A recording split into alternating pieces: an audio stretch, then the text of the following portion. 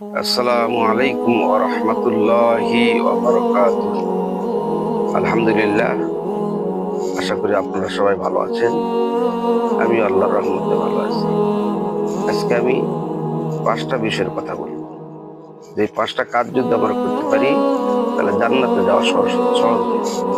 আল্লাহ রাসূল সাল্লাল্লাহু আলাইহি সাল্লাম হাদিসের মধ্যে প্রমাণ, ইন্নাল জান্নাতা তাশতাকু ইলা খামসাতি নাফারিন তালিল কুরআন ওয়া হাফিজিল লিসান ওয়া মুতইমিল জিআন ওয়া মুকসিল উলিয়া ওয়া মান সাল্লা আলা হাবিবির রহমান। রাসূল পাক সাল্লাল্লাহু আলাইহি ওয়াসাল্লাম বয়ান ফরমান, 5 প্রকার লোকের জন্য জান্নাত আগ্রহের সাথে অপেক্ষা করতেছে। এই 5 প্রকার লোক মৃত্যুর সঙ্গে সঙ্গে জান্নাত তাদেরকে আশ্রয় দিবেন, জান্নাত তার বুকে স্থান দেওয়ার জন্য খুব আগ্রহের সাথে অপেক্ষা করতেছেন। 5টা কাজ যদি আমরা করতে পারি নিয়মতান্ত্রিক ভাবে, তাহলে 5 প্রকার লোকের জন্য জান্নাত আগ্রহের সাথে অপেক্ষা করতেছেন। কে বলেছেন? সাইয়েদানা মুহাম্মদ রাসূলুল্লাহ সাল্লাল্লাহু আলাইহি ওয়াসাল্লাম।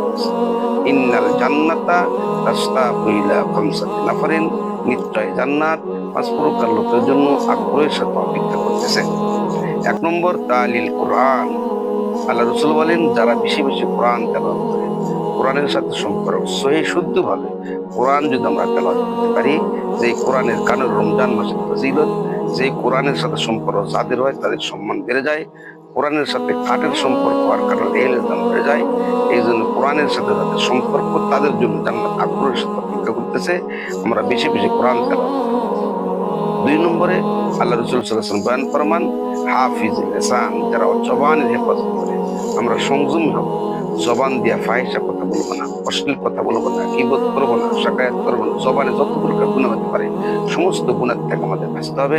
জবানের দ্বারা কাকে কষ্ট দিব না, জবানের দ্বারা কাকে আঘাত দিব না। তাহলে 2 নম্বরে আমরা জবানের হেফাজত করবো। 3 নম্বর, আল্লাহ রাসূল সাল্লাল্লাহু আলাইহি ওয়াসাল্লাম বয়ান ফরমান, মুতইমুল জিআন, যারা ক্ষুধার্তদের অন্ন দান করে, যাদের ভাত নাই, পেটে ভাত নাই, দরিদ্র অসহায়, এই সমস্ত মানুষদের খোঁজ খবর নাই, তাদেরকে খানা খাওয়ায়, এদের জন্য জান্নাত আগ্রহের সাথে অপেক্ষা করতেছে। 4 নম্বর, ওয়া মুকসিল উলিয়া, আল্লাহ রাসূল সাল্লাল্লাহু আলাইহি ওয়াসাল্লাম বয়ান ফরমান, যারা বস্ত্রহীনদেরকে বস্ত্র দান করে, তাদের জন্য জান্নাত আগ্রহের সাথে অপেক্ষা করতেছে। 5 নম্বর, ওয়া মান সাল্লা আলা হাবিবির রহমান, রাসূল পাক সাল্লাল্লাহু আলাইহি ওয়াসাল্লাম বয়ান ফরমান, যারা করুণাময় এর দোস্তের উপর বেশি বেশি দরুদ শরীফ পড়ে, অর্থাৎ মুহাম্মদ রাসূলুল্লাহ সাল্লাল্লাহু আলাইহি সাল্লামের উপর বেশি বেশি দরুদ শরীফ পড়েন।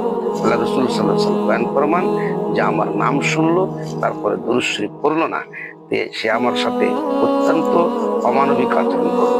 হাদিসের মধ্যে আছে, আল্লাহ রাসূল সাল্লাল্লাহু আলাইহি সাল্লাম রমজান মাসে 3 শরীফে খুতবা দেওয়ার আগে প্রথম শরীফে পাওয়া দিয়ে বলেছেন আমিন, দ্বিতীয় শরীফে পাওয়া দিয়ে বলেছেন আমিন, তৃতীয় শরীফে পাওয়া দিয়ে বলেছেন আমিন। সাহাবায়ে কেরাম জিজ্ঞাসা করেন, ওগো আল্লাহর রাসূল, আজকে আপনি এইভাবে আমিন বললেন কেন? রাসূল পাক সাল্লাল্লাহু আলাইহি ওয়াসাল্লাম বললেন, জিবরাইল আমিন এসে আমাকে বলল, যারা পিতামাতার অবাধ্য হয় তারা ধ্বংস হয়ে যায়। আমি বললাম আমিন। জিবরাইল দোয়া করলেন, যারা মাতা পিতার কথা শোনে না তারা যেন ধ্বংস হয়ে যায়। আমি বললাম আমিন। জিবরাইল আমিন বললেন, যারা রমজান মাস পাওয়ার পরে গুনাহ মাফ করাইতে পারলো না তারা ধ্বংস হয়ে যায়। আল্লাহ রাসূল যখন জিবরাইল আমিন বললেন, আল্লাহ রাসূল বললেন আমিন। এরকম ভাবে 3 নম্বর আল্লাহ রাসূল বললেন, যারা এরকম ভাবে বৃদ্ধ পিতামাতাকে পাওয়ার পরেও পিতামাতার সেবা যত্ন করিয়া এরকম জান্নাত অর্জন করতে পারল না, তারা ধ্বংস হয়ে যায়। আর যারা আমি রাসূলের নাম শোনার পরে দরুদ শরীফ পড়লো না, তারাও যেন ধ্বংস হয়ে যায়। তাহলে 3টা কথা এখানে বলেছেন, যে রাসূলের উপর দরুদ শরীফ পরে কেউ না পড়ে, নাম শোনার পরেও সে যেন ধ্বংস হয়ে যায়। জিবরাইল বলেছেন, আল্লাহ রাসূল বলেছেন আমিন। যারা পিতামাতা পাওয়ার পরেও পিতামাতার সেবা করে জান্নাত অর্জন করতে পারলো না, সে ধ্বংস হয়ে যায়। আল্লাহ রাসূল বলেন আমিন। যারা রমজান মাস পাওয়ার পরেও গুনাহ মাফ করতে পারলো না, সেও যেন ধ্বংস হয়ে যায়। আল্লাহ রাসূল বলেন আমিন। তাহলে আমরা এখান থেকে 5টা নসিহত আমরা অবশ্যই আমল করার চেষ্টা করব। 1 নম্বর, আমরা কোরআন শরীফ বেশি বেশি তেলাওয়াত করব। 2 নম্বর, আমরা এরকম জবানের হেফাজত করবো। 3 নম্বর ক্ষুধার্তদেরকে খানা খেলাবো। 4 নম্বর বস্ত্রহীনদেরকে বস্ত্র দান করবো। 5 নম্বর রসুলের উপর বেশি বেশি দরুদ শরীফ করবো। তাহলে জান্নাত আমাদের জন্য আগ্রহের সাথে অপেক্ষা করতে, আমরা ইন্তিকাল করার সঙ্গে সঙ্গে আর জান্নাত আমাদেরকে তার বুকে স্থান দেবে। আল্লাহ তাআলা আমাদের সবাইকে এই 5টাই নসিহত এবং রসুলের নাম শোনা পরে দরুদ শরীফ পড়া সম্পর্কে করলাম। রমজান মাস পাওয়ার পরে আমরা যখন গুনাহ মাফ করাইতে না পারি, আল্লাহর রসুল আমিন বলেছেন, অর্থাৎ জিব্রাইলের দোয়াকে সমর্থন করেছেন। মাসুমি আকবর জিব্রাইল, মাসুমি রসুল ও মাসুম, দোয়া কোনোদিন বিস্ফলে যাবে না। এই জন্য এখনো যে কয়টা রমজান আছে, আমরা রোজার হক আদায় করে রোজা রাখিয়া গুনাহ মাফ করিয়া যেন আল্লাহ তাআলা আমাদের থেকে রমজান বিদায় নাই। আল্লাহ তাআলা আমাদের সবাইকে এই কয়টি নসিহত আমল করার তৌফিক দান করুন।